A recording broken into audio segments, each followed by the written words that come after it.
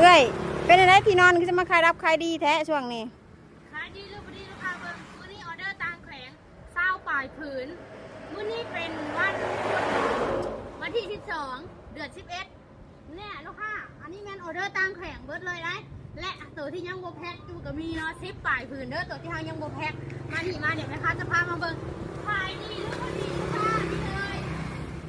แลขายแท้หรือบ่แท้ลูกค้าเบิ่งรีวิวเองเลยบ่แม่นว่าแม่ค้าจะมาพับโชว์ลูกค้าแล้วพึ่งออกบ่แม่นเด้อแม่ค้าบ่เฮ็ดแนวนั้นเครื่องเข้า150ผืนจะเบิดอีกแล้วเครื่องเข้าหาก็ได้4-5มื้อ150ผืนแม่นจะเบิดอีกแล้วผ้าเสื้อตัวนี้เป็นผ้าเสื้อยางพาราป่นช่วงนี้แม่ค้าให้ปู่ราคา 1,450 บาทแต่ถ้าจ่ายเป็นเงินกีบ1ล้านกับ20,000กีบได้ตู้ความหนา15เซนผู้ใดจะได้ตู้หนา20เซนลูกค้าอันนี้แม่นตู้หนา20เซนราคา 1,650 บาทจ่ายกีบ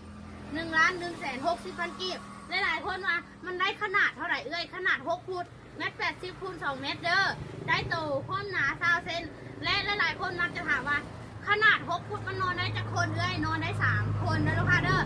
เพราะว่าเป็นที่นอนใหญ่สุดเลยขนาด6ฟุตนี่คือใหญ่สุดเลยและผู้ใดที่แบบว่าสงสัยว่าห้านแม่ค้าอยู่ใส่คือขายดีแท้เพราะว่าห้านอื่นก็บอกว่าไหนเพราะว่าห้านนั่งกินนานขายราคาทรงซื้อผืนเดียวก็ได้ราคาทรงฉะนั้นท่านเฮาจึงเน้นขายดีเน้นขายทรงและอย่าลืมขึ้นหัวผู้แชร์อย่าลืมกดติดตามเพจมาเบิ่งข้างในทุกท่านนะเครื่องแบบว่าเครื่องทำ150ผืนตอนนี้เหลือประมาณ50ผืนนี่แหละขายไป4มื้อ5มื้อเนาะเบิดไป100ผืนแล้วลูกค้าอันนี้คือขายย่อยได้ไหมคะแบบว่าบ่ได้ขายทรงแบบว่า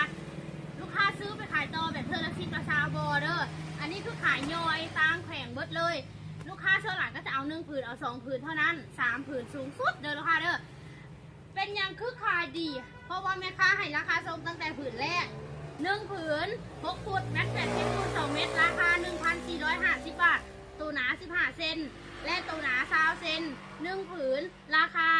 1,650 บาทตัวหนา20เซนตัวเมตร80คูณ2เมตรฟังรายละเอียดให้ดีๆก่อนสั่งซื้อผู้ใดเห็นคลิปนี้กดแชร์กดติดตามเพจทักไปสั่งซื้อเองทางข้อความเพจและผู้ใดอยู่ต่างแขวงค่าฝากถึกเด้อ200,000 ฝ่ายทั่วประเทศลาวเลยต่างเมืองค่าฝาก150,000 กีบต่างเมืองเด้อแม่ค่าอยู่แขวงสวรรณเขตต่างเมืองค่าฝาก150,000ฝากบริษัทขนส่งลูกค้าประจำเป็นต้องเติมน้ำมันมาซื้อเองนะห้านก็ได้แม่ค้าฝากบริษัทขนส่งให้1ประกันสินค้าตรงปกให้ล้าน